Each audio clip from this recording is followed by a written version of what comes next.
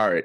The NFL draft is officially over, so you know exactly what that means. The team grades are coming at you right now. So I'm not even going to go around it. The only thing I'm going to say about it is that I've never given out so many A's and B's in my life in a draft grade. So I tried to be as obviously as unbiased as possible, but I just honestly think that the majority of teams had fantastic, pardon me, had fantastic draft classes. So I think we're going to get into it. I'm going to go in alphabetical order of teams. So the first team that is on my list for the 2022 NFL draft grades is the Arizona Cardinals. And the Arizona Cardinals picked up Trey McBride, Cam Thomas, Majai Sanders, Lasita Smith, Jesse Luketa, and Marquise Hayes, amongst others in their draft class. And I think that they did a pretty good job of filling some needs. I don't really understand going back-to-back edge rushers there. I would have liked to see them go for an offensive lineman a little bit early, but they also picked up Marquise Hollywood Brown. They traded their first round pick, to get Marquise Hollywood Brown. So that did factor in to the grade, as well as the AJ Brown trade for the Eagles later on. But I'm going to give the Cardinals a solid B. I think that they got a lot of impact players that could contribute right away. But besides for Marquise Hollywood Brown, I don't really feel like there's an absolute superstar that they got. Just a lot of really, really solid pieces. But I think it's a great draft overall for them. And then next up, we have the Atlanta Falcons, and I was critical of the Atlanta Falcons for my first round draft grades. I really didn't like the Drake London pick, but they followed it up with trading up, which another move that I wasn't really too excited about was trading up to get Ibikadi. I feel like he could have been there at 43 if they really wanted him there, but I love the player and I love the fit. As well as they picked up Troy Anderson. They picked up Desmond Ritter in the third round, which I thought was a solid fit. D'Angelo Malone, Justin Schaefer, amongst others. So they filled a lot of needs. I would have liked to see them go a little bit more on the defensive side, maybe get, a cornerback at some point there or a safety.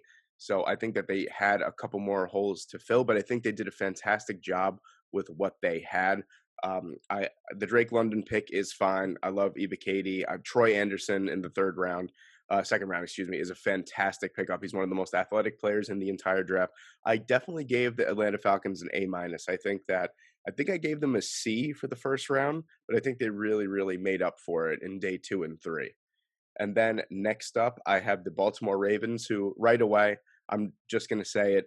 I mean, Kyle Hamilton, Tyler Linderbaum, David Ojabo, Travis Jones, Daniel Falele, Jalen Armour Davis, Charlie Kohler, Isaiah Likely, Damarion Williams. I mean, fantastic from top to bottom. The only critical thing I will say is I don't understand drafting 2 tight ends in Charlie Kohler and Isaiah Likely, especially when you have Mark Andrews. But I think this class is absolute S tier. I don't have an S tier because it's not a grade, but absolute A plus for the Ravens for me. Absolutely.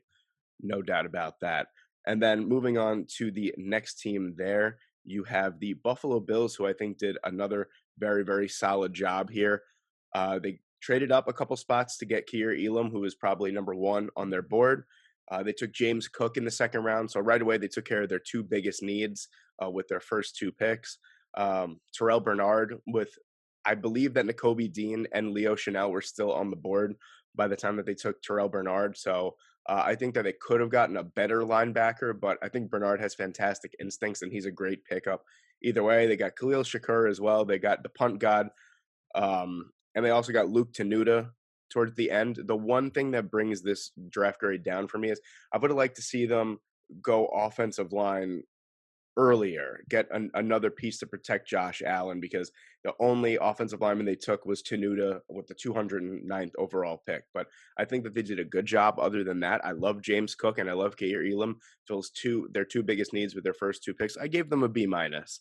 I think that they should have prioritized the offensive line just a little bit more, but I can't be mad at their draft class.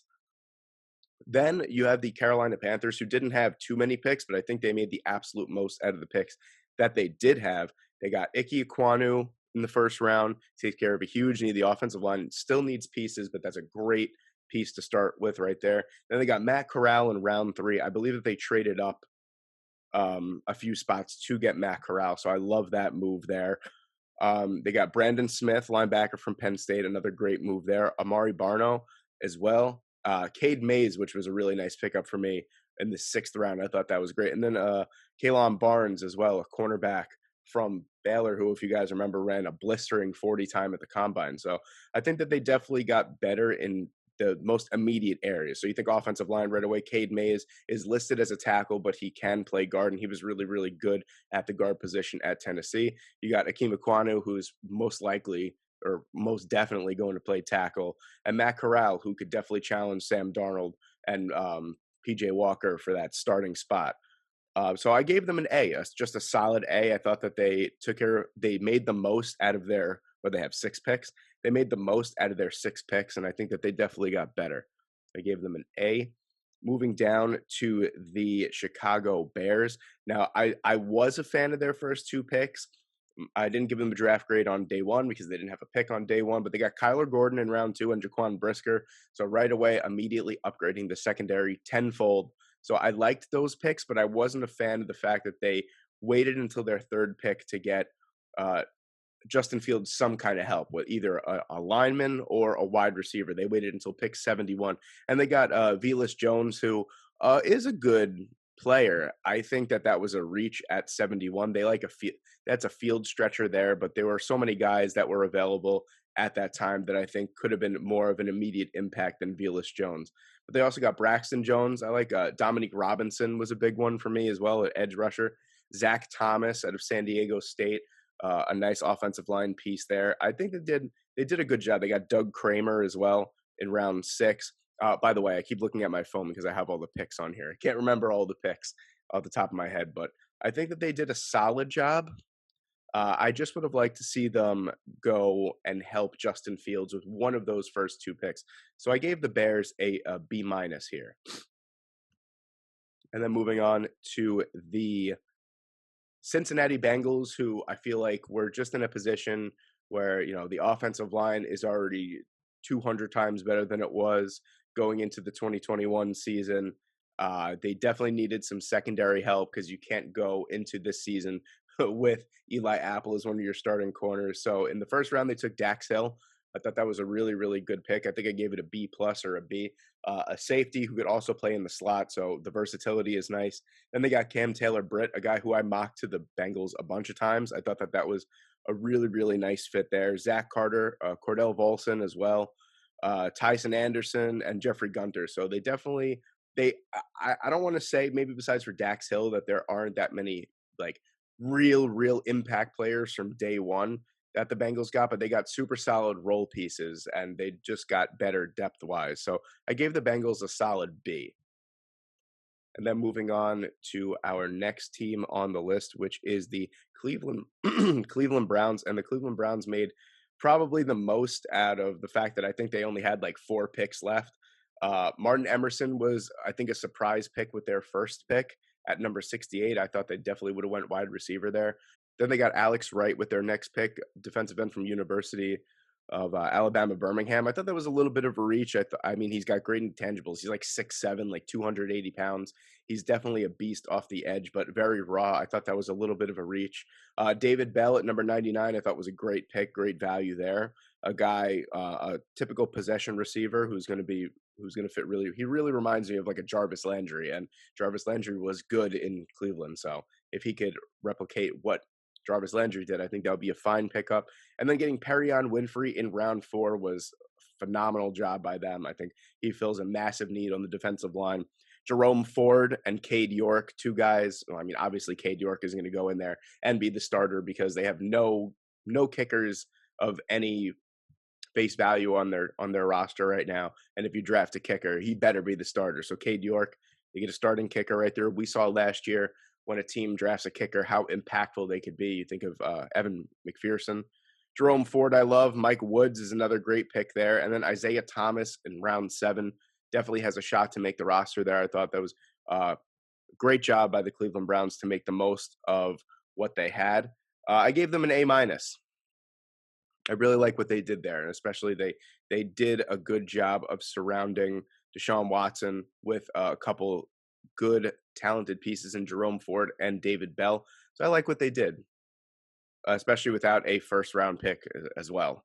And then moving on to the next pick, you have the next team. You have the Dallas Cowboys. Not gonna lie, not really a huge fan of the two first picks that they made.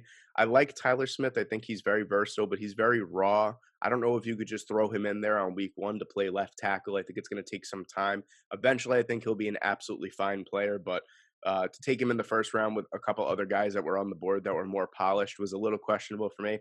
Same thing with Sam Williams. He's a great pass rusher, but that's it. He's just going to be a guy who is one dimensional. He's going to go in there and you know exactly what he's going to do. He's going to try and rush the quarterback. He's not very good in run defense. He can't really do too much else. I like Jalen Tolbert, but as Mel Kiper actually said, which for once I actually agree with him, is Jalen Tolbert and Michael Gallup are kind of a like for like player. So I think it was kind of, I don't want to say counterproductive because you had someone like Jalen Tolbert with his size, 6'3", 200 pounds, definitely a big body. That's exactly what any offense could use. But I don't know, just their first three picks kind of didn't really wow me at all. And then Jake Ferguson in round 4, who's probably going to be a backup tight end to Dalton Schultz. I like the Damon Clark pick in round 5. I think he has a real chance of being an impact player from day one. But that really saves this class from being worse than I had them. I had them as a C minus, actually. And then moving on to the next team here, you have the Denver Broncos, who another team that really were just picking for surplus. It felt like, if I can get to them, where are they? Here they are. Nick Bonito was a great pick at 64 overall. I think you get a lot of value from a guy who's going to be a beast off the edge. Greg Dulcich, who a lot of people had as their second rated tight end, getting him at 80, who's going to pick up the slack for Noah Fant being gone and traded to Seattle, is great as well. Just a couple, I like Luke Wattenberg as well, way down at pick number 171. I think he has a real shot at being the primary backup to either guard position and center. So I like that pick a lot there. Just solid role players everywhere outside of Dulcich and Benito. So I gave the Broncos a B because I feel like that's like my default grade. If you don't really need too much and you're just drafting for depth or drafting for surplus, I feel like you should basically get an automatic B because you're in a position to win already. So I like what the Denver Broncos did there. Moving down to the Detroit Lions. Now, I'm not going to lie, I was giving the Detroit Lions an A++ after their first 2 picks. They traded up. They didn't give up a lot at all to get Jamison Williams. They got Aiden Hutchinson, who's going to be a beast right away for them. I mean, they just filled a ton of needs as well. I like Josh Paschal, but I don't really understand going edge. But if the front office wants to turn edge rusher from a weakness to a strength, have at it. I think Paschal is a great player. Kirby Joseph towards the end of the 3rd round is great value as well. James Mitchell coming off of an injury has a chance to be an absolute beast. I believe he's 6'7", like 270 pounds.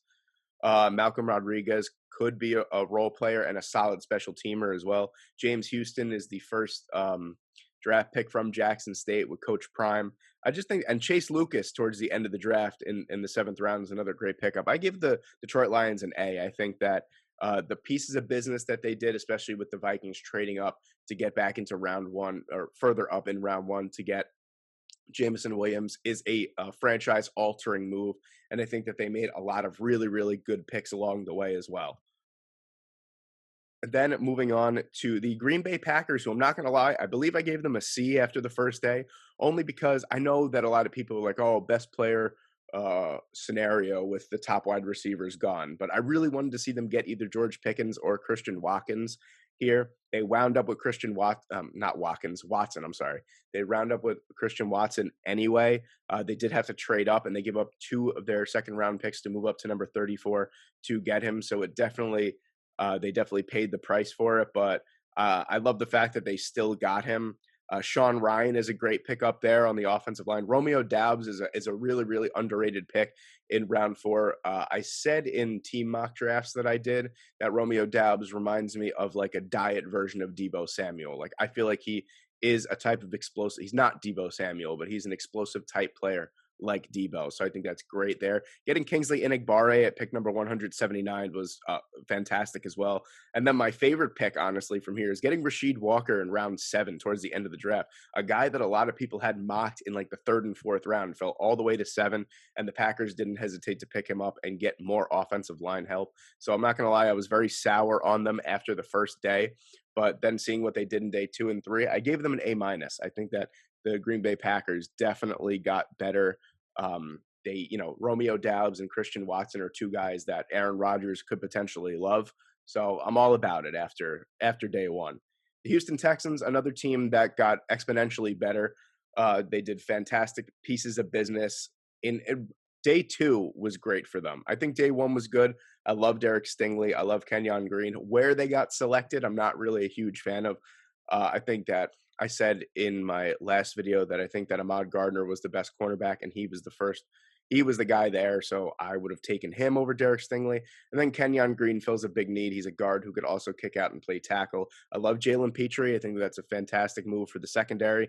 John Mechie has the potential to be one of the steals of the draft in round 2 at number 44 overall. I think that was a great pickup. And then getting Christian Harris to shore up that linebacker core as well at 75 was great. Dameon Pierce is a guy who could be the featured back by the end of this upcoming season. I think that they got a lot better in areas that they need to get better in every area, but I think that they did a fantastic job. I give the Houston Texans an A, which is something that you don't hear too often nowadays because the Houston Texans last year were definitely a laughing stock. Moving on to the Indianapolis Colts, another team that didn't have a first round pick. But I think they made the absolute most out of what they had. The first pick, they went out and they got Alec Pierce. I think that that's a great fit for them. Jelani Woods in round 3, with the tight end position was definitely a weakness behind Mo Alley Cox. I think Jelani Woods is the type of guy who could be a mismatch nightmare. Bernard Raymond in round 3, he's very, very green. He's still raw, but you're banking on the pure potential. I'll take a potential pick at number 77 overall. Nick Cross at number 96 was another great pickup as well. I think that they did very well. I like Eric Johnson as well. That's another sleeper pick from an FCS team that a lot of people didn't hear about. Eric Johnson next to DeForest Buckner, possibly in a rotational spot, is a great pickup there. I gave the Indianapolis Colts a B+. I think that they did a great job. Not having a first round pick is tough, but I think they made the absolute most out of what they had. Then moving on to the Jacksonville Jaguars. I'm not going to lie, I was pretty much all about it up until round 3. So Trayvon Walker, I know you're banking off potential. I've said it before. I've made it known that I don't like picking a guy based off potential with the first overall pick in the draft, especially with guys like Kayvon Thibodeau and Aiden Hutchinson there. So right away, you're banking on potential, and you're also banking on him to be better than those two guys. And I don't see Trayvon Walker being better than Hutchinson and Thibodeau. But then they traded back into the first round. They got Devin Lloyd, where linebacker was a need. They did sign a linebacker. I'm drawing a blank on his name. I know he was from Atlanta. To a 3-year, $45 million contract. So right there, you got 2 inside linebackers.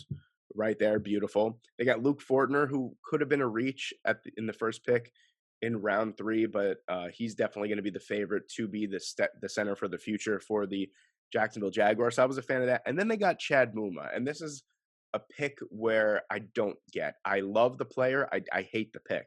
You just signed someone in the offseason to $15 million a year, and you traded up to get Devin Lloyd. Why? With so many other needs, why are you getting another linebacker in round 3?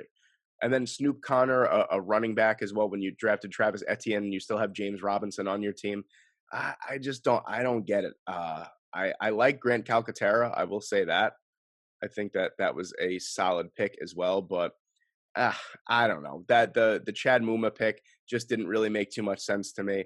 You're banking on potential with Trayvon Walker. I like the Devin Lloyd pick a lot, and I do like Grant Calcaterra there as well. But I'm going to give the Jacksonville Jaguars what did I give them? A C+. Then moving on to the Kansas City Chiefs, and one of those teams, another S-tier draft for me. You trade up, you get Trent McDuffie, you shore up the defensive line with George Karlaftis. Sky Moore is a Tyreek Hill type player. Brian Cook, they play a 3 safety system. I think Brian Cook steps right in and could be a starter right away. Leo Chanel, fantastic. At the end of the 3rd round, are you kidding me? Leo Chanel. Then they got Darian Kinnard in round 5, another guy who I thought could have went in the second or third round. Jalen Watson, who it was a safety and a cornerback at Washington State, was extremely productive. Isaiah Pacheco as well, a running back that could be a sleeper. I mean, I think they just absolutely killed this draft from top to bottom. I think the Kansas City Chiefs get an A+ for me. Absolutely. Then moving on to the Las Vegas Raiders, a team that didn't have too much. Their first pick was at number 90 overall, and they did a pretty good job with what they had. They got Dylan Parham right away. I thought that the first pick should have definitely been an offensive lineman. Their offensive line is pretty much in shambles. Then they got Zamir White. They just declined Josh Jacobs' fifth-year option, so this is a potential replacement for Josh Jacobs, and I love Zamir White. I've loved him from the first day. I wanted him to be a Jet. I'll take Breece Hall, though. But I wanted him to be a Jet. Then they got Neil Farrell as well, another really, really solid pick. Thayer Mumford as well, who's a guy who's a little bit raw, who could play tackle and guard. So I like that as well. I don't understand the Britton Brown pick. You have, a ton of running backs right now as it is. So I know it was number 250 overall, and I guess at the end of the day, it doesn't really matter who was picked towards the end of the 7th round. But I just don't get Britton Brown after you just drafted a running back in the 4th round as well. I gave the Las Vegas Raiders a B-. They did a lot with what they had. So the Raiders, B- here. Moving down to the Los Angeles Chargers. Now, I'm not going to lie, I was super high on the Chargers draft after the first day. Zion Johnson, I thought was the smartest pick. They could have went so many different ways, but shoring up the right side of that offensive line is first and foremost to protect Justin Herbert. I love the pick. He's the best guard in the draft. Then in the 3rd round, they got JT Woods, who's a good athlete, but I don't really know how much production you're going to get out of him. Isaiah Spiller, the same thing. If he could go back to what he was doing in 2020, that would be great, but that's also a question mark. Otito Ogbonnia is a solid rotational depth piece as well. That's just not really a fan. Jamari Salyer is a nice pick there at the end of the 6th round, who was a tackle at Georgia, but is probably going to be a guard. So right then and there, like that, the pick kind of devalues a little bit, because if Salyer could play tackle at the next position, he might be able to step in for Storm Norton at right tackle, but I'm just not sure if he has the athleticism to play the tackle position at the next level. Just after the first day, I wasn't really a huge fan of what the Los Angeles Chargers did, but I think that first and foremost, protecting Justin Herbert was what they had to walk away from, and I think I gave them a B-. I think that getting Zion Johnson was the one thing that saved them from getting a C or lower. So the Chargers here with a B-. Moving on to the Los Angeles Rams. First and foremost, I mean, what can you really do? The Rams didn't have a pick until 105. I like Logan Bruss. I don't think that he will start right away. I think that they should have went cornerback with that first pick. Then they got Jacoby Durant. Solid pick there in round 4. I like Kyron Williams a lot, a guy who I thought could have went in the 3rd round as well. So really good value from the running back position. I guess with Cam Akers being injured a lot, just get extra insurance. Darion Kendrick is a pick I like very much there. He showed a potential to be a 1st-round corner like 2 years ago, and then transferred to Georgia and didn't really play that great. But Kendrick is a solid long shot pick in the 6th round. I like what they did, but they made the best out of what they had, I guess. I gave the Rams a C because I don't really see any of these guys being high impact players for at least this year. So I gave the Rams a C. Moving on to the next team here is the Miami Dolphins, another team that really couldn't do too much. They had 4 picks in the entire draft, and they used one of them on a quarterback, so whatever. Really the only person of substance in this class is Channing Tindall. I think he has a fantastic opportunity to be a every down linebacker for the Miami Dolphins in that wide open middle of the defense. Cameron Good is another outside linebacker who I think could be pretty good as well. So, just with 4 picks, what can you really do? But I think Tindall at number 105, I think it was a solid pickup. I gave the Dolphins a C+. The Minnesota Vikings. Now, I gave the Minnesota Vikings a D after the first day, not because of the pick that they made. Lewis Seen is a fantastic player and fills a massive need for the Minnesota Vikings, but to trade back 20 spots and only really get a 3rd-round pick at the time, I I didn't like it at all. But then they did trade the 34th overall pick to get 2 second rounders. So in reality, they kind of made up for it there. Um, I like the Andrew Booth pick as well. Great value at 42. Ed Ingram fills a massive need. Brian Asamoah, one of my favorite linebackers in the class. A Caleb Evans, another cornerback that is super solid. Ty Chandler, Jalen Naylor. They really did a good job of filling some valuable depth spots. So I gave the Minnesota Vikings a B for what they did. I thought after day one, I was like, oh my God, what a terrible trade back. But they really, really made up for it. And they got a lot of really good pieces here. Then moving on to the next team is the New England Patriots. And I don't know what the hell the New England Patriots are doing. I'm not even going to lie to you. I can't even say, oh, this is Bill Belichick being, smarter than everyone else. He's playing chess while we're all playing checkers. So the Patriots at number 29 after trading back got Cole Strange. I think that was a strange pick. I'm sorry, I'll see myself out now. Yeah, it's total reach for me. I know that you just got to go out and draft who you think is going to fit your team best. But Cole Strange in the first round was definitely an interesting pick. And then at number 50, they got Tyquan Thornton, who is a guy who really just ran a fast 40 and was considered a 6th or 7th round pick. Definitely a day 3 pick. Don't get that one. I like Marcus Jones and I like Jack Jones. I think those are 2 guys who can contribute right away to the secondary. Pierre Strong, I like as well, even though you have Ramondre Stevenson and Damian Harris. Bailey Zapp, okay. And then Kevin Harris, you take another running back. I don't understand anything. Andrew Stuber in the 7th round is nice, I guess. I don't understand anything that the Patriots did. It just feels like Bill Belichick, the GM, is just trying to troll Bill Belichick, the head coach. Not a fan. I give the only D I give in the entire draft is to the New England Patriots. Then moving on to the New Orleans Saints, I like the aggressiveness. I like the trade up to number 11. They gave up their 3rd and 4th round pick, but they got Chris Olave. They came back around the first round. They got Trevor Penning as well. Avante Taylor, cornerback safety, I thought was a little bit of a reach in round 2, but I think super solid player. DeMarco Jackson, someone that I interviewed on this channel, fantastic player. Definitely not biased here. I think that in the 5th round, you get an absolute steal if you watch his tape. He's a really, really good player. He's going to be a great rotational player for them who could be a starter one day, very, very soon. And then in the 6th round, they got Jordan Jackson, a defensive tackle. So I think they filled a lot of their needs. I know quarterback is still a question mark, but you have Jameis Winston under contract for 2 years. I think that I think that a lot of people aren't giving Jameis enough credit for what he did at the beginning of last year before he got hurt. If he can capitalize on that, he'll be more than a serviceable quarterback for the New Orleans Saints, and they could be a sleeper contender in the NFC this year for sure. So I gave the New Orleans Saints a B- for what they did. I thought that they did a super solid job there. Moving on to the New York Giants. Now, this might be, I know a lot of people have them as an A or an A+.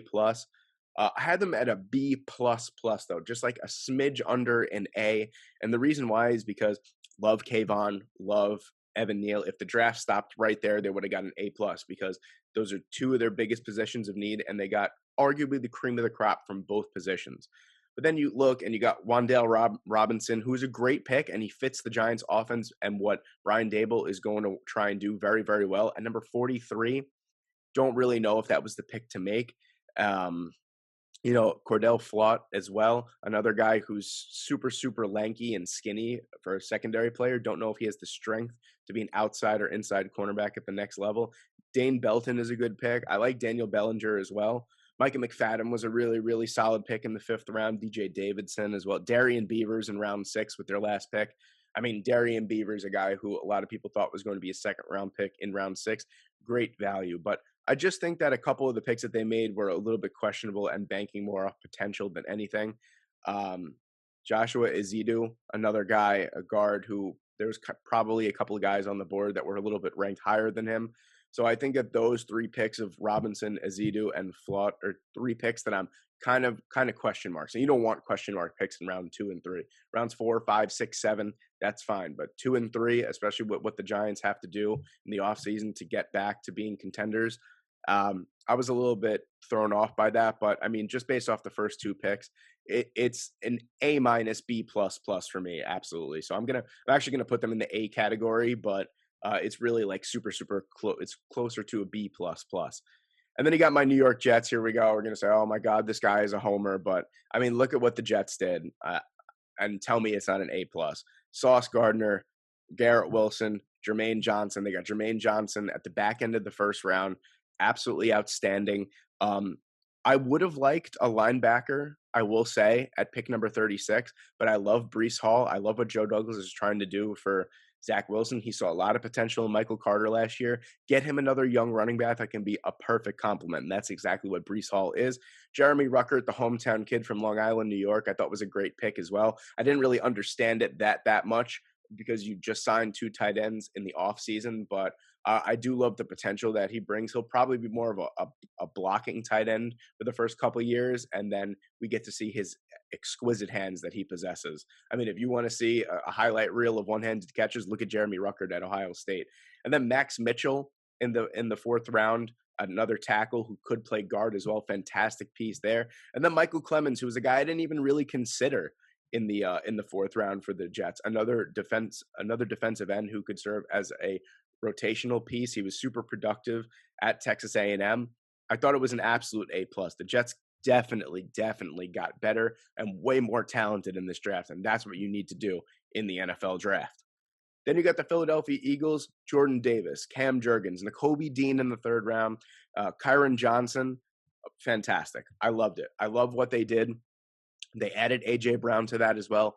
Adding A.J. Brown to that draft class, you get an absolute A plus for me. The Eagles are probably the biggest winners in the draft, if you ask me. It's probably the Chiefs, the Ravens, and the Eagles are the biggest winners. I think that the Jets got exponentially better, but I wouldn't say that they're the biggest winners. Moving on, you get the Pittsburgh Steelers, another team that I thought, I mean, they got Kenny Pickett. They didn't have to move up to get a quarterback. Pickett at number 20 is absolutely fine. George Pickens in round 2 at 52. Potentially the steal of the draft. I don't think anyone realizes how good George Pickens is when he is healthy. DeMarvin Leal at pick number 84, a rotational defensive tackle who once was considered a high 1st round pick. Great there. And then Calvin Austin at pick number 138. Great value there. I think the first 4 picks that the Pittsburgh Steelers made were absolutely fantastic. I was very, very happy with what they did. I gave them an A. Steelers get an A from me, absolutely there. Moving on to the San Francisco 49ers. Drake Jackson, round 2. I guess. I'm not really. This is another team that didn't really have too many picks. Ty Davis Price, a running back in round 3, when really you should be going after some offensive line help. So an outside linebacker, then a running back. And then a wide receiver, Danny Gray. I am a fan of that, though. I think Danny Gray has the potential to be very, very explosive in the San Francisco 49ers offense. Spencer Buford, pretty solid in round 4. I would have loved to see them take someone in round 2 that would have been a little bit higher impact there. I'm thinking like a Dylan Parham type player in round 2 who didn't get picked all the way until round 3. I thought it was all right. They got Brock Purdy with the last pick, so they got Mr. Irrelevant, bumps them up a little bit there. No, not really, but I thought they did a solid job. But, I mean, I wasn't really a big fan of a lot of their picks. I'm going to give the 49ers a C for what they did. And then moving on to the Seattle Seahawks, another team that I think absolutely won the draft. I mean, look at this. Charles Cross, right away, there's your left tackle of the future. Boye Mafe, great edge rusher. Kenneth Walker, you're featured back for the next 5 to 7 years. Abraham Lucas, there's your starting right tackle. Kobe Bryant, starting outside cornerback. Tariq Woolen, potential starting outside cornerback.